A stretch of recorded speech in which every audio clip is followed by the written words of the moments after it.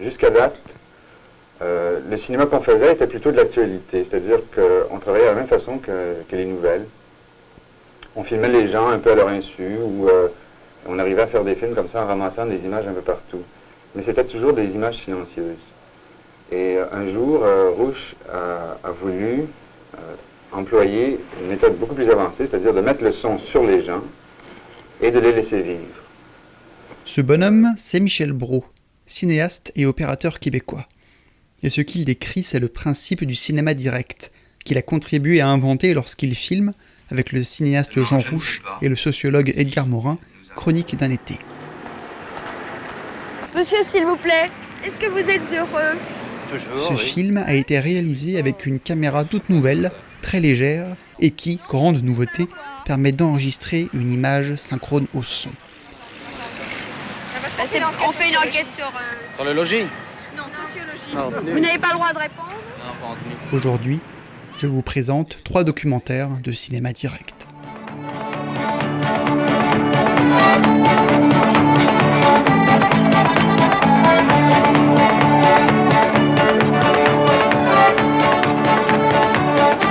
Le premier film dont j'ai envie de parler se passe sur l'île aux Coudres, dans l'estuaire du Saint-Laurent, au Québec. Une île de pêcheurs à la limite de la carte. Mes petits amis, après avoir lu Les grandes aventures de Jacques Cartier. Ce n'est pas un film sur les habitants, c'est un film avec les habitants. Pierre Perrault les connaît bien, il a déjà fait plusieurs voyages ici. Et lorsqu'il revient avec Michel Brault, il propose aux habitants de recréer la pêche au marsouin, la chasse traditionnelle, au cœur des histoires, devenue presque mythologique. Non, ça la pêche, ça se prend en printemps. Faut couper le bois l'hiver. Ça se coupe, ça se fait avec du bois. Les vieux faisaient ça avec du bois, ça se tendait avec du bois, là, pour couper le bois l'hiver. Est-ce que c'est une mise en scène ? Et pas plus que ne l'est l'acte de filmer lui-même, avec les choix esthétiques de cadre, de moments et de montage que ça implique. C'est plutôt une mise en situation qui provoque un mouvement. Maintenant, étant donné cette année qu'il m'est venu une idée, que la pêche à marsouin dont nos vieux tendaient, qu'on pouvait relever ça. Une pareille affaire, pensez ça, on va tout boire ça, puis on va tout piquer dehors, puis on va prendre des bêtes. On va tout piquer dehors dans la mer basse, puis on va prendre des bêtes. Non, c'est sauvage qui a inventé ça. Non, monsieur, c'est sauvage. D'abord, quand les émigrés ont monté ici, il y avait une pêche à marsouin qui se tendait dans le nord de la France. Je ne recherchais, il faut bien dire, écrit Perrault, que ce qu'il y a de précieux. Il est impossible qu'un homme n'ait rien à dire. Cela n'existe pas. Tout dépend de la question qu'on lui pose, du terrain qu'on lui impose. Et si vous découvrez le terrain favorable, vous obtenez sa parole. Pour moi, là tout est dit, le cinéma direct est une littérature de la parole parlée, où ce qui fonde le film, c'est le rapport que le cinéaste a avec celui qu'il filme. Pas trop! Wow! Prends la quoi, puis passez là-dessus, Le cinéma direct n'est pas un genre documentaire, comme peut l'être le film historique ou le film animalier. Ce n'est pas non plus un mouvement artistique. C'est un mode de relation avec ce qu'on filme. Gianfranco Rosi filme l'île italienne de Lampedusa durant 18 mois. Lampedusa est également une petite île de pêcheurs. Mais Lampedusa, c'est aussi le symbole de la crise humanitaire qu'elle a traversée de milliers de personnes essayant de rejoindre l'Europe sur des embarcations de fortune. Mais Rossi ne veut pas faire une manchette de journal. Il veut comprendre ce qui se passe. L'île est un lieu de tragédie, mais aussi un lieu de vie.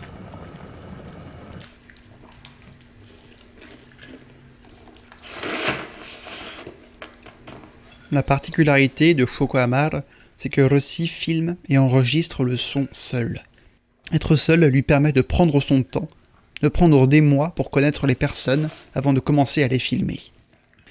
Malgré l'intimité réelle qu'il a avec les personnes, le film donne l'impression d'être extrêmement froid et distancé de la vie qui se déroule. L'impression que, s'il n'avait pas été là, personne n'aurait jamais rien su de l'existence de tous ces gens.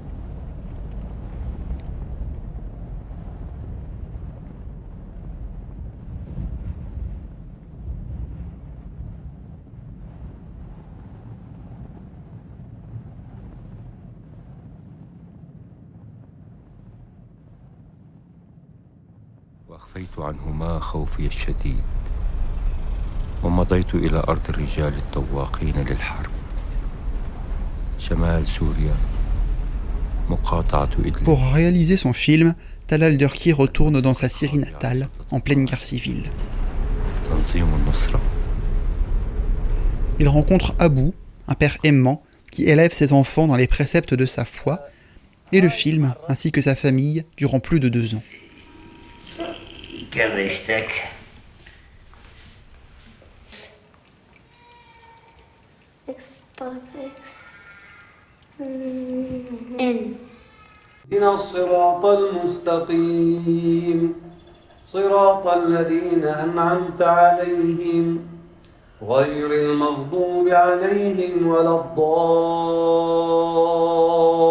Abou se bat comme artificier et tireur d'élite contre les troupes du régime au sein du Front al-Nosra. Mais son combat final n'est pas seulement de libérer sa Syrie. Son combat, c'est de participer à l'édification du califat islamique.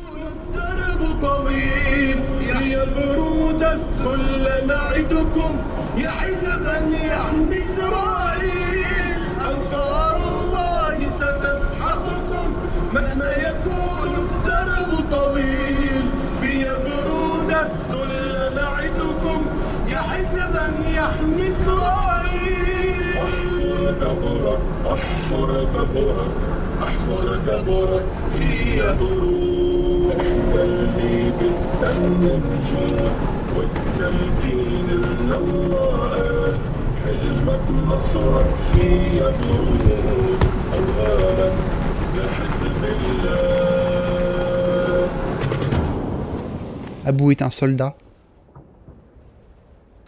Ses enfants le seront aussi.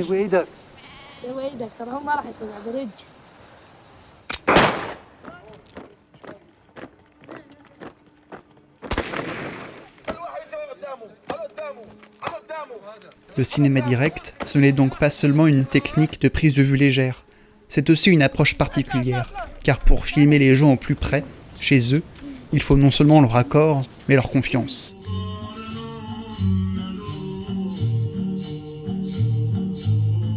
Quoi qu'il montre, le cinéma direct est un cinéma empathique. Les campagnards redeviennent des héros, les migrants redeviennent des personnes, les djihadistes redeviennent des humains.